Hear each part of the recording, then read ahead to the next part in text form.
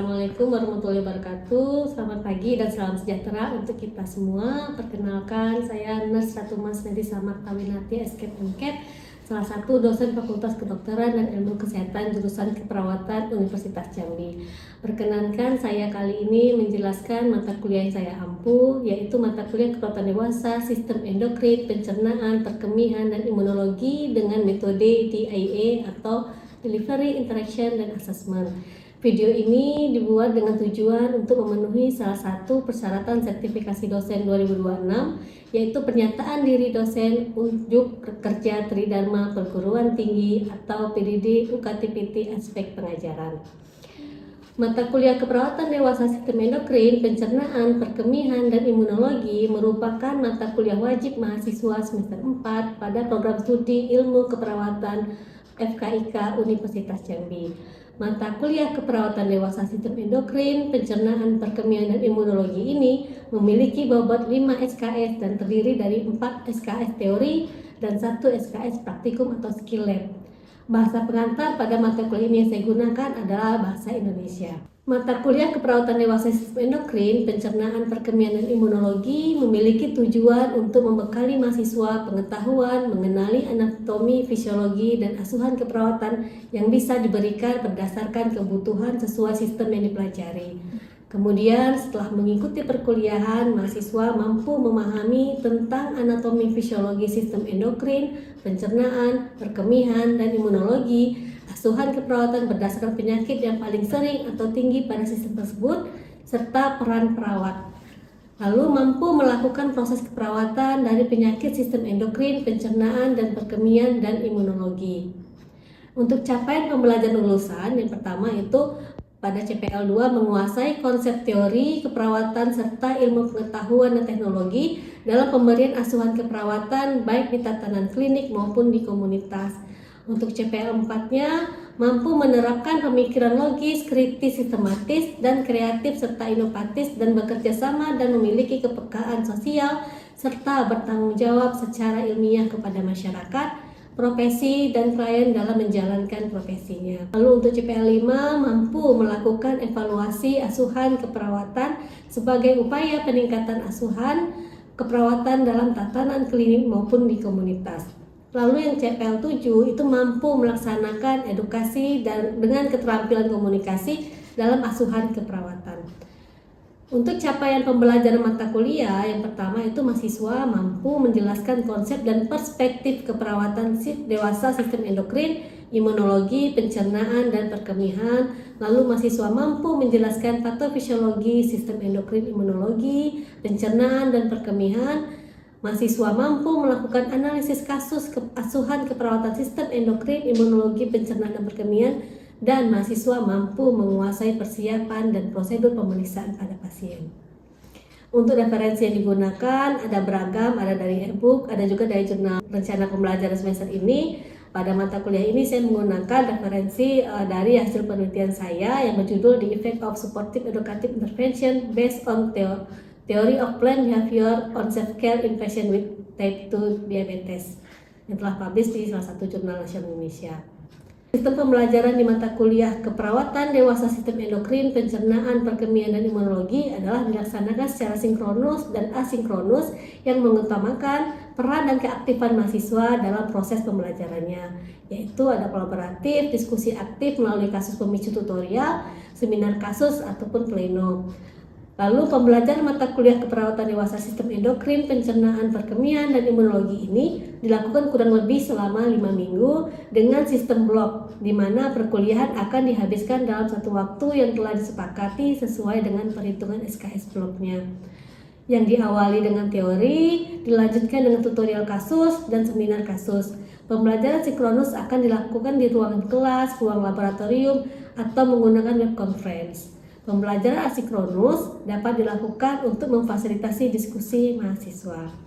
Pertemuan saya nanti di video yang saya tampilkan itu saya menjelaskan tentang demonstrasi dari skill lab tentang pemberian insulin, yang mana skill lab ini dilakukan setelah menyelesaikan semua pertemuan IT atau integrated teaching. Penilaian ataupun evaluasi pembelajarannya ada 4 komponen, yaitu ada ujian akhir blok yang berbobot 40%, ada ujian OSCE 40%, penugasan 10%, tutorial dan pleno 10%, yang mana totalnya ada 100% bobot penilaian.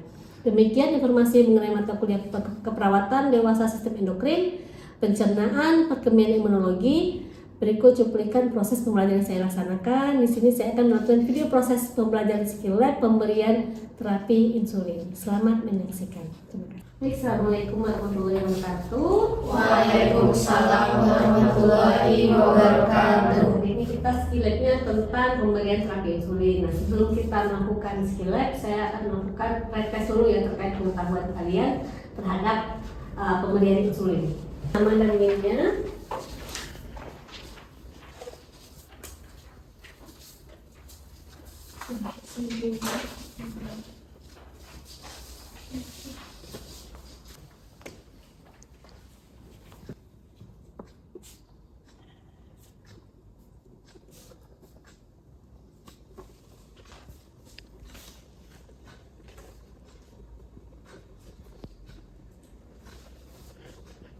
Oke, kalau sudah selesai, sih boleh dikumpul, ya.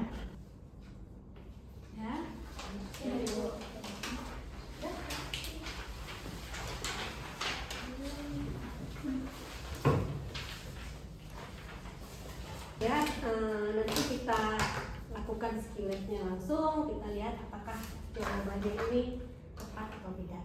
Ya, kita mulai saja skill lab-nya.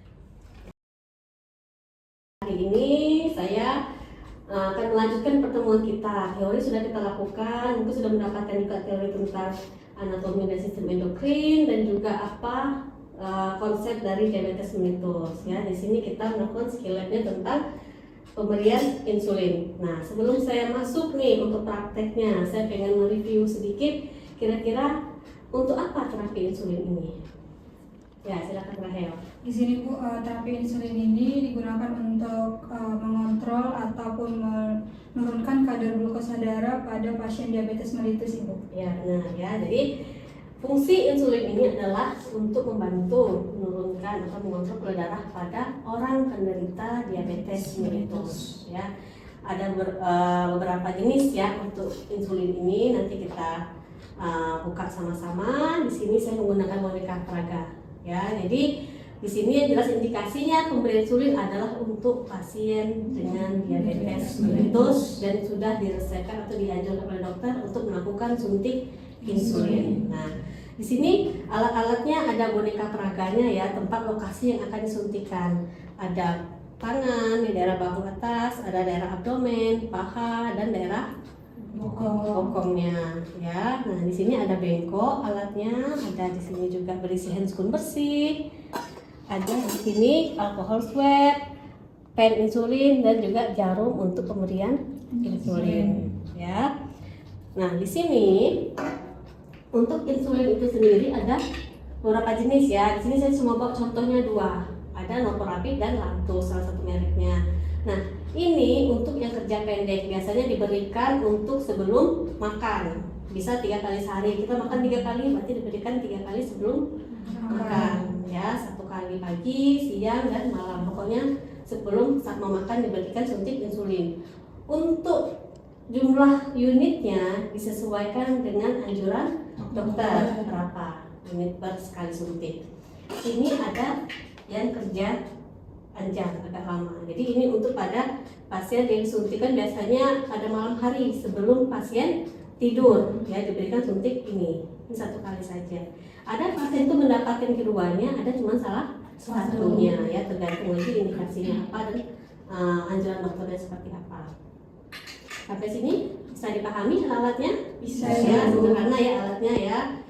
Nah, ini juga jarumnya ya, bisa digunakan untuk baiknya itu sekali pakai ya. Namun ada orang menggunakan berkali-kali, itu nggak boleh karena nanti hasilnya juga nanti tidak ini ya efektif ya untuk obat masuk ke dalam tubuh. Baik, kita mulai saja. Ini alatnya. Nah, sekarang kita ke pasien. Setelah alat sudah kita siapin tadi, kita datang, misalnya saya sudah datang nih ke pasien ya, Assalamualaikum Bapak, atau selamat pagi Bapak, sesuai dengan agama pasiennya ya. Perkenalkan Pak, nama saya perawat Neti. Saya hari ini akan merawat Bapak dari pagi ini sampai jam 2 siang nanti. Nah Pak, gimana keadaannya hari ini? Baik, kata dia misalnya. Atau saya nggak bisa tidur sus. Oh kenapa nggak bisa tidur? Tanyakan, kita komunikasi dulu ya dengan pasiennya. Setelah selesai komunikasi baru kita jelaskan tujuan kita ngapain ke Bapak ini. Pak, kita pagi ini mau ini Pak ya, suntik obat ya. Nah, Bapak nanti akan saya berikan insulin dan Bapak kan mau makan nih pagi ini. Nah, sebelum makan saya suntik insulin dulu. Bapak kan ada penyakit gula nih Pak ya. Jadi nanti biar bisa terkontrol gulanya, saya suntik insulin dulu. Bapak bersedia Pak? Gitu. Oh iya Sus, saya juga mau makan nanti. Boleh Sus suntik insulin kata dia. Ya sudah. Kalau dia sudah bersedia baru kita lakukan suntik insulin tindakan tadi ya. Jadi kita siapkan alat yang tidak kita bawa tadi, kita dekatkan. Ya.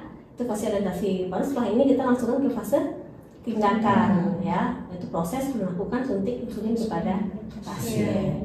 Oke ya. Kita gunakan handscoon untuk membersihkan. Lalu kita ke pasien. Nah, ke pasien nanti kita jaga privasi pasien. Nah, sebelum pasien kita harus menerapkan 7 prinsip benar. Apa saja? Benar pasien, benar obat, benar cara atau rute pemberian, benar dosis, benar waktunya, benar informasinya, benar dokumentasian. Jadi apa yang kita lakukan harus kita dokumentasikan ya. Nah, setelah semuanya sudah ada, kita siap melakukan suntikan dan kita ambil ini salah satu contohnya ya. Saya tidak menggunakan orang karena kan akan disuntikan ya. Jadi kita menggunakan kantong. Di sini bonekanya itu untuk suntik insulinnya. Di sini ada daerah bahu. Ya bisa 5 sampai 10 cm dari bahu untuk penyuntikannya ya. Bisa daerah abdomen. Ya, biasanya 5 cm dari umbilicus ya jaraknya. Abdomen ini bisa atas, bisa bawah, bisa samping kanan, bisa samping kirinya.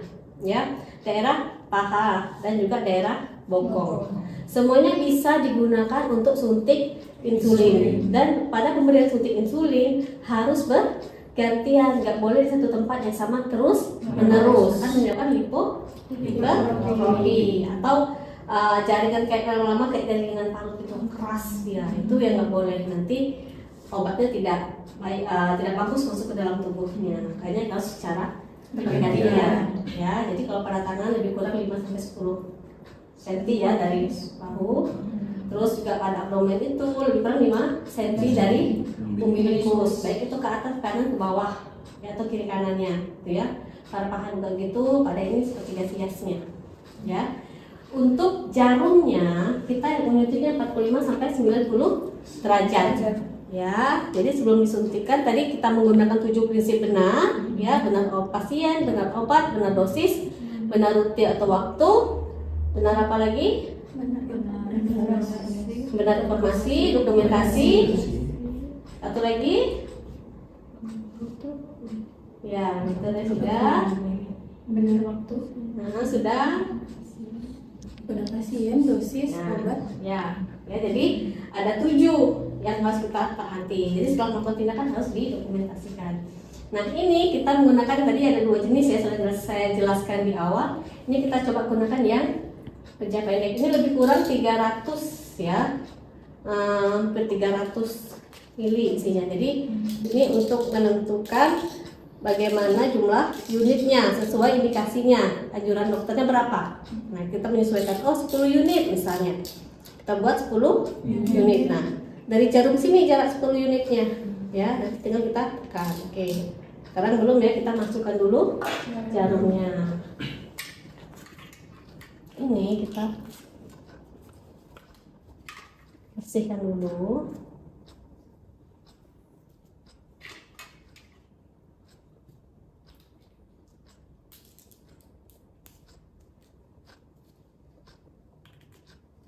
Kita putar ya sampai dia kencang, baru kita lepaskan. Nah, ini nanti jarumnya kita buka. Ini jangan dibuang karena ini untuk menutup jarumnya. sebelum kita suntikan pastikan nggak ada udara. Dia ada dua jenis ya, ada yang keruh dan jernih. Ini yang jernih. Jadi sebelum kita suntikan, kita ambillah 2 unit dulu. Kita cek dulu berfungsi dengan baik atau tidak. Kita tekan. Nah, keluar airnya ya. Iya.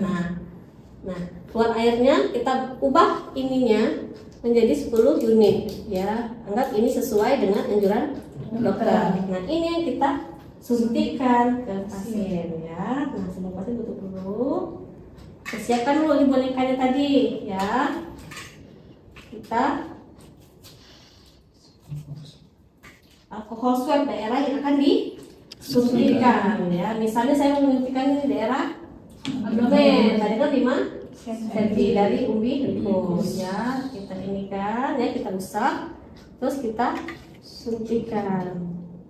Area yang telah didesinfeksi jangan kamu pegang lagi. Nah, bisa 90 derajat penyuntikannya. Ini kita tekan, baru kita suntikan ya sampai habis gitu ya. Ini sampai habis. Setelah habis itu jangan kita cabut dulu. Kita tadi masuk sini, setelah kita habis sampai 0 ini kita masukkan soalnya habis sampai 0. Nah, itu biarkan dulu lebih kurang 10 detik. Setelah 10 detik baru kamu cabut perlahan.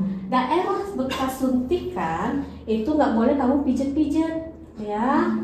Jadi kalau misalnya ada mungkin kamu salah, misalnya ada darah yang keluar, cukup kamu pakai kapas alkohol tadi, kamu swab sedikit aja. Sudah, jangan kamu gosok. Itu nggak boleh. Paham sampai di sini? Paham. Ada yang mau ditanyakan? Izin bertanya Ibu. Ya. Jadi ada beberapa yang menggunakan pen insulin itu yang digosok-gosok Ibu. Kira-kira itu kenapa ya Bu? Dan fungsinya itu kalau bisa digosok-gosok itu apa Ibu? Nah, jadi kalau dia itu ada 2 jenis ya, yang jernih, ada yang keruh. Yang digosok-gosok itu biasanya yang keruh, ya. Biasanya yang keruh itu dia ada campuran obat-obatannya lagi. Nah, itu wajib digosok-gosok, ya. Biar juga saat disuntik nanti, karena kan ada obat campurannya ya, kan lebih pekat, ya wajib digosok-gosok lebih kurang 10 kali sampai 20 kali lah, gitu ya. Itu. Kalau yang ini kayaknya yang jernih itu nggak perlu digosok-gosok. Nah, satu lagi untuk penyimpanannya, ya. Kalau insulin yang belum dibuka itu boleh di dalam kulkas dengan suhu lebih kurang 2-8 derajat ya. Namun jika dia sudah digunakan, sudah dibuka, boleh disimpan di suhu ruang saja yang tidak terkena sinar matahari. Karena dia bisa bertahan kalau untuk suhu ruang itu lebih kurang 1 bulan atau 28 hari itu masih bisa bertahan. Dia kan dipakai terus-menerus nih. Saya rasa sebelum 1 bulan sudah habis. Namun kalau yang tadi yang belum kepake disimpan di kulkas, dia bisa bertahan sampai waktu expirednya habis. Ya, makanya disimpan di kulkas. Tadi kan selesai kita melakukan tindakan, itu kita lakukan terminologi. Kita tanya bagaimana perasaan pasien yang kita suntikan tadi. Bagaimana Pak atau Ibu perasaannya setelah suntikan? Nyeri atau tidak? Nah, jadi kita juga harus lembut ya, namanya walaupun jarum yang kecil, namanya kita tusuk pasti nyeri, cuma tergantung kita lagi gimana cara nyuntiknya. Ada nyuntik itu yang orang nggak nyeri, ada yang nyeri ya. Jadi kita bekerja secara hati-hati, kita ajak komunikasi pasiennya, kita evaluasi bagaimana rasanya setelah melakukan suntikan. Jika sudah diberitahukan, Pak kita sudah ya suntik insulinnya ya, nanti kalau tadi kan suntik insulinnya ya sebelum makan, nanti sebentar lagi lebih kurang 15 atau 30 menit lagi Bapak boleh makan. Nah, nanti kalau ada keluhan, Bapak bisa memanggil saya di nurse station. Bapak ada yang mau tanyakan sama saya, tanyakan seperti itu kepada pasien. Jika sudah selesai, kamu rapikan alatnya. Kalau seandainya tadi pasien di bahu yang kamu suntik, kamu kembalikan lagi baju untuk tangannya. Ya, kalau di perut, ya ditutup lagi baju, dirapikan lagi pasiennya. Lalu sampai ruangan, kamu cuci tangan. Ya, nah ya, ini kita buka, kalau sudah selesai tindakan, ini kita buka. Ya. Sampai ruangan kita cuci tangan. Cuci tangan kita habis itu ngapain? Dokumentasi. Lakukan dokumentasi pasien siapa yang kita berikan insulin tadi, berapa unit yang kita berikan. Nah, ada pertanyaan sampai di sini? Bisa dipahami? Bisa. Oke. Ada yang mau mengulang belajar? Ya silakan Lutfia. Baik, pertama-tama kita mempersiapkan alat terlebih dahulu. Alat yang kita persiapkan ada bengkok, kemudian ada handscoon bersih, kemudian ada pen insulinnya sendiri, ini ada 2 macam, kemudian ada alcohol swab dan needle untuk injeksi insulinnya. Kemudian setelah mempersiapkan alat, kita bisa melakukan cuci tangan terlebih dahulu, cuci tangan 6 langkah, kemudian kita menggunakan handscoon.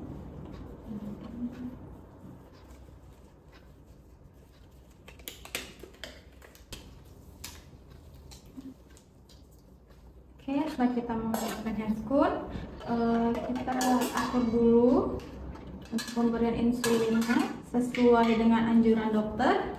Kita siapkan di sini udah ada needle-nya.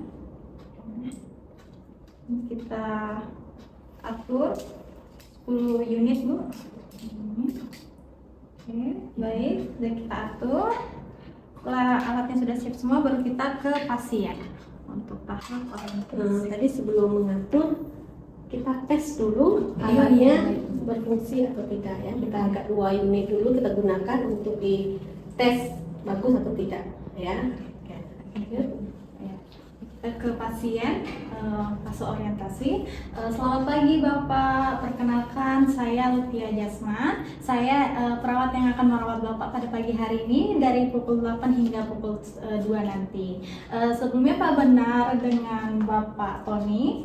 Ya benar. Bapak boleh saya izin lihat gelang identitasnya? Oh iya benar ya, dengan Bapak Tony. Bapak gimana perasaannya hari ini? Tidurnya semalam nyenyak nggak? Apa ada keluhan? Oke, Bapak, jadi hari ini kita akan melakukan pemberian insulin. Nanti kan Bapak mau makan ya, jadi kita suntik insulin dulu. Untuk waktunya kurang lebih 3-5 menit Bapak. Apakah Bapak bersedia? Baik, kalau gitu kita mulai Pak ya tindakannya.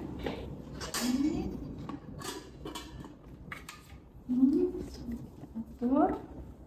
Sebelumnya kita cek dulu apakah berfungsi. Kita atur ke 2 unit. Kita kembalikan 10 unit. Nah, baik. Cek dulu. Tangan ya. Baik, hasilnya. Untuk tempat pemberiannya bisa di abdomen atau di bagian lengan atas, bahu, kemudian di paha dan di bokong. Kita lakukan di bagian abdomen. Untuk jaraknya kurang lebih 5 cm dari umus. Nah, kita di sini ya. Kita swab dulu. Konsep. Kita swab di area yang akan diinjeksi. Siapkan. Baru kita untuk pemberian insulinnya itu kira-kira 45-90 derajat. Kita suntikan.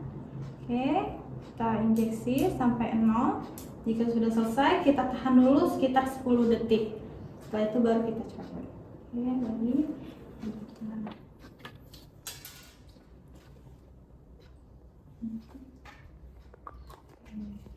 Setelah itu boleh kalau misalnya di area diinjeksi tadi ada darah atau apa, bisa kita swab kembali menggunakan alcohol swab, tapi jangan sampai dipijat atau ditekan, cukup di swab aja.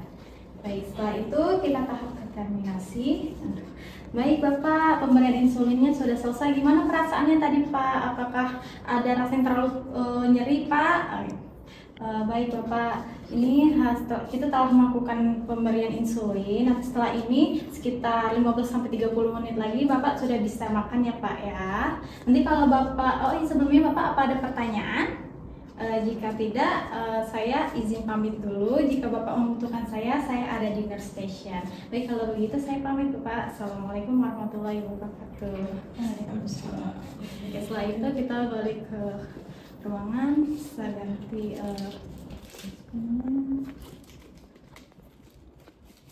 dan cuci tangan. Terus terakhir pendokumentasian. Oke, silakan. Nah, jadi satu saya lupa tadi dijelaskan, kalau di tangan kita penuhi insulin itu wajib dicubit, apalagi kalau dia yang kurus ya, itu dicubit daerah tangannya baru disuntikan. Jangan kamu langsung suntikan, tapi dicubit dulu ya, baru disuntikan. Begitu juga dengan di paha dan bokong ya. Nah, abdomen itu area yang paling sangat disarankan untuk suntik insulin ya, karena kesannya lebih cepat reaksinya, reaksi lebih bagus. Bukan berarti yang lainnya nggak boleh, tapi yang lebih baik itu di area abdomen ya. Oke, mungkin sekian dulu ya pertemuan kita pada hari ini. Semoga apa yang saya sampaikan itu bisa bermanfaat, bisa nanti kalian implementasikan saat kalian melakukan praktek nantinya di klinik kesehatan ataupun rumah sakit. Nah, sekian pertemuan saya. Ada pertanyaan kira-kira sebelum saya tutup? Cukup Ibu. Oke, dan paham berarti ya. Nah, tadi kita sudah melakukan skill tentang pemberian insulin ya. Sudah juga tadi sebelumnya ada pre-test. Sekarang kita post-test, melihat apakah apa yang saya sampaikan itu bisa tersampaikan dengan baik atau tidak. Ya, silakan diisi.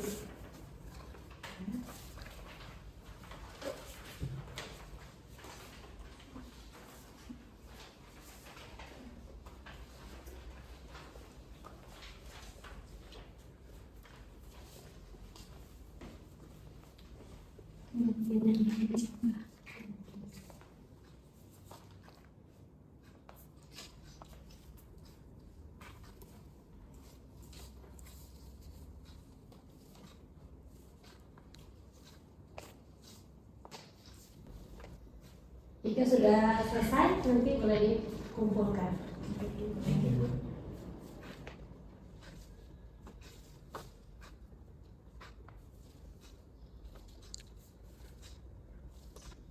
Oke, sudah.